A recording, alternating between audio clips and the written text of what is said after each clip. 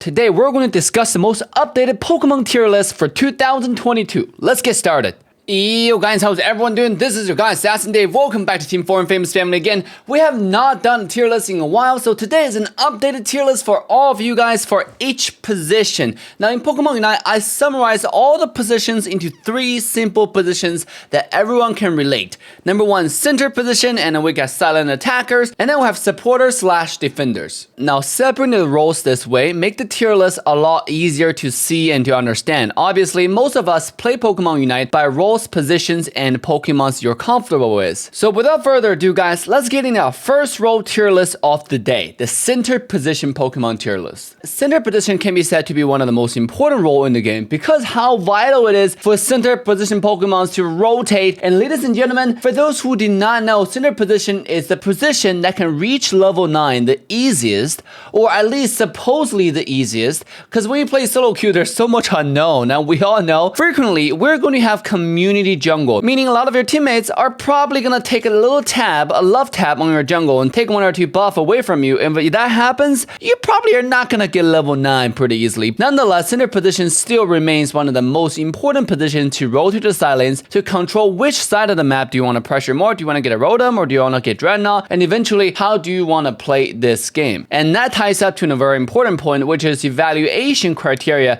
for this tier list for center position. Now, obviously, there are a lot of factors that goes into it. Do you have late game skilling? Do you do a lot of damage? Can you secure objectives, very important objectives like Dreadnought, Rotom, and of course the king of the crop, Articuno. Doesn't matter how many iterations it came through, Articuno still remain the most important objectives. If you secure this and lost all the other previous objectives, the chances of you winning are still tremendous, astronomical in the game. With that being said, let's take a look at a center position tier list. Obviously, come to the S position is going to be the Dragonite, the brand new Pokemon that can secure every single objective, including scoring with very little consequences. If you get Dragonite and you unite on top of yourself with Score Show and Body Barrier, you will get a free score in the last 2 minutes of the game. 100 points, 200 points, 300 points, no problem. My current average scoring per game with Dragonite is probably 300 points on average, which is absurd. There's no other Pokemon allowed to score this much, maybe except for Crustle, but Crustle doesn't really help you secure objectives. If you think about Dragonite, if Dragonite claims to be the number 2 securer in the game, there's no one in the game that can claim to be number 1. They will just shy away from the competition. Dragonite is just that OP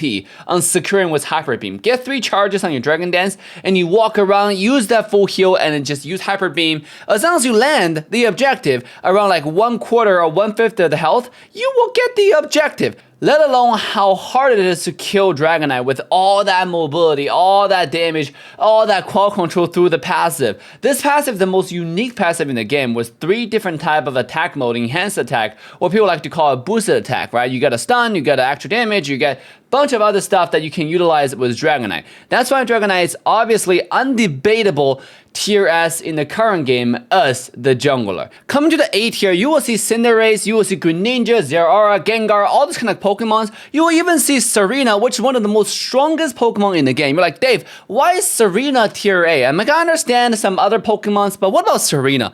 The thing about Serena is Serena's really, really good at teamfight, but Serena might not be the best at securing objectives. You all know secure Unite move can only work on enemy Pokemons. It doesn't work on wild Pokemons. You cannot take an Articuno who's already flying into a higher altitude and be like, I'm gonna kick this Articuno in the air and secure the Articuno. That's not how it works. So with that being said, it's much easier for a character like Gengar, like Zeraora, Greninja, Cinderace to secure the most important objectives, which actually wins the game. Just winning team fights usually is not enough on actually securing a dub. But it still doesn't take away the fact that Serena is really strong. So Serena is gonna be tier A. And regarding tier B, all the Pokemons you see actually have certain amount of secure, they have quite a bit of burst damage. The problem with all those Pokemons, their flaws are too easy to counter. For example, Talonflame. The skills are very, very easy to be dodged sometimes, and Talonflame is extremely squishy. Arguably, the squishiest character in the entire game. How about Charizard? Once known to be the most incredible dragon in the game, now being replaced by Dragonite, I gotta feel bad for Charizard. Charizard can be easily kited. You know, yes, he's a little bit tanky, and if you turn yourself invincible at the right time, either through full heal or through Wigglytuff or through through Blissey or one way or another, Charizard become completely useless in the game. And you can take that from me, who has 400 games on Charizard on the highest rank possible with 90% win rate.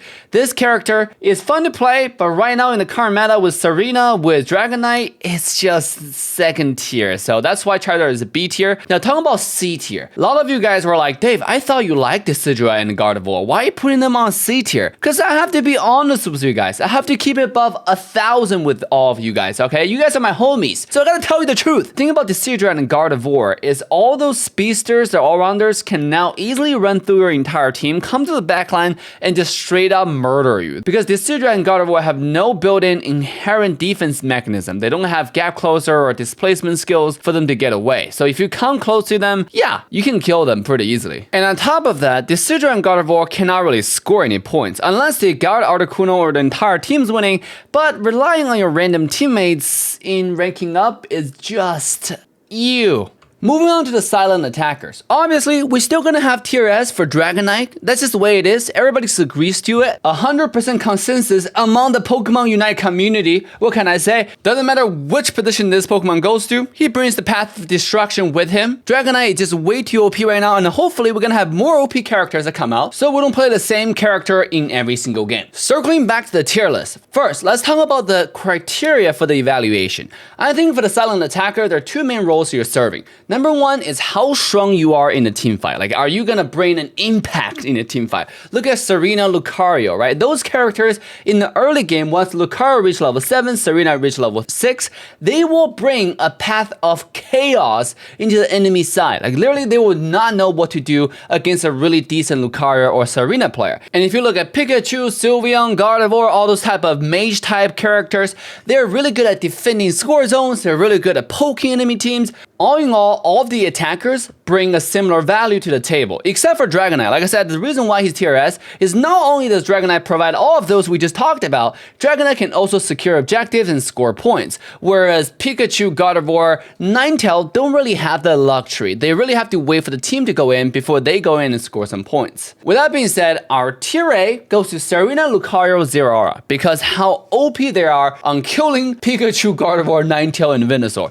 Like, those characters, if they exist, your backline mages are always going to be in trouble, unless those players are just really bad at piloting those Pokemons. If the trainer understands the value of these Pokemons on assassinating backlines or causing chaos in team fight, they can bring a lot to the table. On top of the fact that Zeraora has one of the best secure in the game with that Unite move to secure objectives like Articuno and stuff. Now come to the B tier list, obviously we talk about Pikachu, Gardevoir, Ninetale, and Venusaur. All of those are similar in the way that they poke, except Venusaur can also be played as a bruiser. It's just that Pikachu right now is so busted with a newly buffed cooldown on the Unite move. You are literally having the shortest cooldown in the entire game on the same bar as Talonflame, where you can use your Unite literally once per minute, and that is pretty absurd. Last but not least, I want to come talk a little bit about a Defenderable tier list. There's this Pokemon called Wigglytuff that is absolutely dominating this list for a while. No matter you're playing duo queue, trio queue, or you're playing absolutely competitive 5-man, it doesn't matter. Wigglytuff is way too OP. The fact that you have a passive that charms people, the fact that you have a boosted attack that stuns people,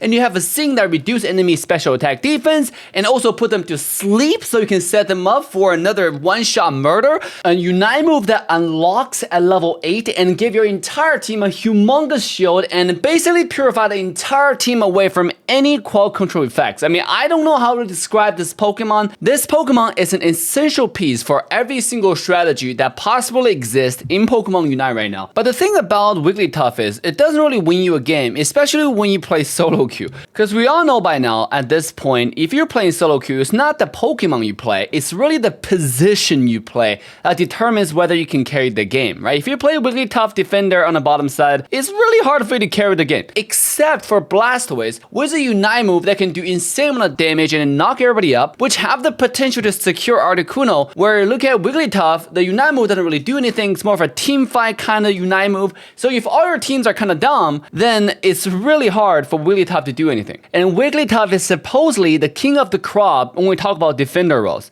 So that's why I don't really talk about defender role tier list that much. But in case you guys want it, here's a tier list obviously displayed on screen. Eldegoss really strong. Mamoswine and Snorlax has gotten themselves a tier boost because of the recent changes that moved their upgrade a level ahead compared to before. Now Blastoise I think is really good in solo duo trio because the fact that you can free farm to level 9 and after level 9 you have a Unite move that can change the landscape of the game if you do it correctly. And that's all I gotta say about today's tier list. What do y'all think about the tier list? Leave a comment down below and remember to like, subscribe, and turn the bell on to all notification bells if you find this video helpful. With that, Dave signing off. I'll see you guys on tonight's live stream. Bye for now. Just for the thrill of it, nothing counterfeit with